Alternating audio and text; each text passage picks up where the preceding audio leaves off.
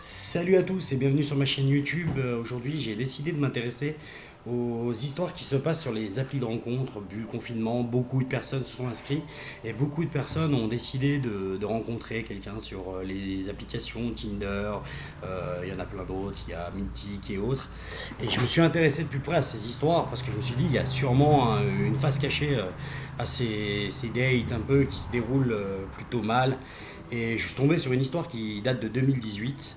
Bon, elle n'est pas récente, ok, mais c'est l'histoire en fait Angela Jell s'appelle. Elle a 28 ans. Elle s'est inscrite sur Tinder et elle a matché avec un mec qui s'appelait Paul. Paul, tout simple, les photos lui plaisaient. Elle a matché avec lui, ils ont discuté sur l'appli et de fil en aiguille, ils ont décidé d'organiser un date direct pour se rencontrer, voir s'ils se plaisent vraiment dans la réalité. Et là, ils se donnent rendez-vous au restaurant, donc tout se passe bien. Angela, elle pense avoir trouvé un mec bien, un mec parfait, quoi, entre guillemets. Et tout se déroule plutôt bien au restaurant, et elle va se rendre compte par la suite qu'en fait, c'est pas un mec si parfait que ça. Alors pendant le restaurant, lui, complètement subjugué par Angela, il écoute pas du tout ce qu'elle lui dit, il a un peu rien à foutre. Il regarde Angela et c'est tout ce qu'il fait, quoi. Il écoute pas ce qu'elle est en train de lui dire. En fait, elle voulait juste prendre son temps, apprendre à le découvrir, à le connaître, sans aller trop vite non plus, monter crescendo vers des rencarts, des plans cul, des trucs comme ça l'intéressait pas. Donc lui, il l'ignore tout ça, donc le date se passe, ils finissent de manger, tac, la soirée se termine, ils décident de partir, bon là ils se disent au revoir, chacun part de son côté, ils ont passé une très bonne soirée, mais le lendemain, Paul, le mec, a décidé d'envoyer des fleurs. Bon, d'accord, c'est cool, c'est gentil, c'est tout ce qu'on veut. Les filles adorent qu'on leur envoie des fleurs en général, tout ça. Mais lui, il va passer un cap. Il va pas s'arrêter seulement à envoyer des fleurs. Il va aller jusqu'à chercher le numéro de téléphone de la maman d'Angela pour lui demander si ça l'a dérangé qu'il revoyait sa fille et qu'il en profitait aussi en même temps pour lui demander sa main. Le mec, il vient de rencontrer la fille, ça fait une soirée qu'il la connaît, il l'a connue sur Tinder, voilà, et il veut déjà l'épouser, quoi. Il y a un truc qui tourne pas très rond chez ce mec. Et tout bêtement, la mère d'Angela appelle Angela pour lui dire voilà, ben, j'ai ton date, Paul, qui m'a appelé, et il m'a dit que voilà, qu'il aimerait bien te revoir, et puis il voulait t'épouser, machin, il lui explique entre guillemets. Mais Angela, elle apprécie vraiment pas après un premier rendez-vous, qu'il fasse ça, et déjà qu'il contacte sa mère, qu'il recherche l'après numéro de sa mère, tout ça. Et ça se passe mal. Donc du coup, elle dit, bah, je vais couper court avec lui, je vais couper contact, je veux plus lui parler. Elle lui envoie un texto, en lui disant brutalement que voilà, que c'était terminé, qu'il fallait plus qu'ils se revoient et machin. Mais Paul, lui, de son côté, il le voyait pas de cet œil-là. Donc il décide, lui, de commencer à harceler entre guillemets Angela et de l'appeler, de l'appeler, de l'appeler jusqu'à 40 fois par jour. Il l'appelle, il fait que ça, il harcèle, messagerie, SMS, tout ça. Angela répond pas, elle décide même à un moment de le bloquer, elle bloque son téléphone, elle dit voilà, comme ça il m'embêtera plus, il n'y aura plus de soucis. Mais lui, il est déterminé. Le mec décide donc d'aller chez Angela et de se présenter à elle pour avoir des explications, je pense, hein, comme toute personne responsable. Mais Angela n'est pas chez elle. Donc qu'est-ce qu'il décide de faire? Truc bien glauque. Il rentre quand même chez Angela. Alors il rentre dans l'appartement. Angela n'est pas là.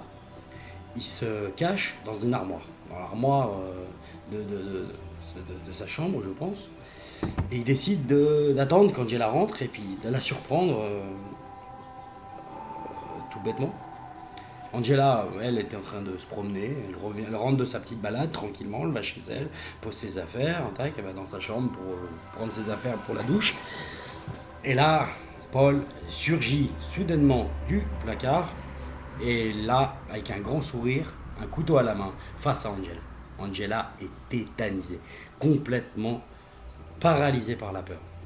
Bon, en voyant l'énergumène, un sourire à la bouche, comme ça, un grand couteau de cuisine dans la main, tu te dis là, il a des mauvaises intentions quand même.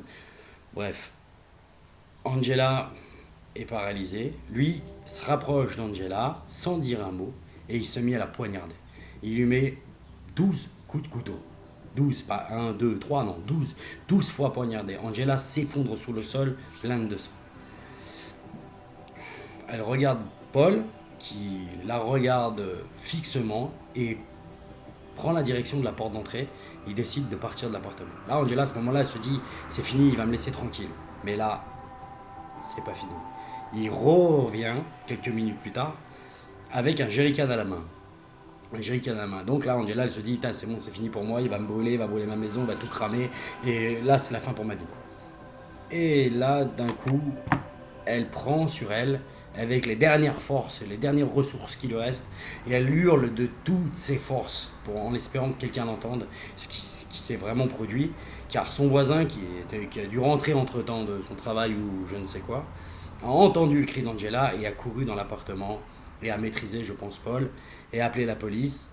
Angela fut conduite aux urgences, elle est saine et sauf, elle a été soignée, heureusement à temps. Paul, lui, a été emmené directement au commissariat. Et pendant l'interrogatoire, il aura dit aux inspecteurs qu'il n'avait jamais eu autant de sang-froid que ce jour-là et qu'il n'éprouvait aucun remords après ce qu'il avait fait. Bref, passons, lui, c'est prison à vie, on s'en fout. Angela, elle a été soignée, elle est retournée chez elle. Et de nouveau chez elle, elle a beaucoup de séquelles psychologiques. Elle ne peut pas s'empêcher maintenant, à chaque fois qu'elle va se coucher, qu'elle rentre d'une balade ou qu'elle fasse autre chose, d'aller vérifier sous son lit, dans son placard ou partout, les petits endroits où on peut se cacher. Elle vérifie tout avant d'aller se coucher. Donc c'est vraiment pour elle dur, mais en espérant que dans le futur ça va lui passer. Donc voilà, le point sur cette histoire, comme je vais dire à tout le monde, c'est que ouais, c'est vrai qu'on a beaucoup d'applications, Tinder, Badoo et autres, j'en passe, c'est les meilleurs. Il faut toujours faire son premier rendez-vous dans un lieu public. Avoir toujours un contact avec une amie ou autre, très proche, pour si jamais il y a quelque chose de bizarre qui se produit. Et si jamais, après un date, vous avez des messages un peu louches ou du harcèlement, n'hésitez pas à appeler la police, d'en faire part aux autorités qui mettront en œuvre quelque chose pour que ça n'aille pas plus loin. Parce qu'il y a tellement de cas, même s'ils sont rares, les cas sont souvent extrêmes. C'est pas seulement des cas où voilà, elle a pris 12 coups de couteau quand même. C'est pas un coup de couteau ou une petite baffe. Non, non. Même une baffe, c'est trop. Il faut avoir les pieds sur terre. Appelez la police dès qu'un truc ne vous plaît pas. Voilà, donc moi je fais le point sur ma vidéo comme ça. J'espère qu'elle vous aura été utile et qu'elle vous a intéressé cette histoire. Vous pouvez la retrouver sur le site Yahoo. Et si vous avez aimé la vidéo, si l'histoire vous a plu, n'hésitez pas, abonnez-vous, lâchez un pouce bleu et je vous dis à très vite pour une nouvelle vidéo. Salut à tous.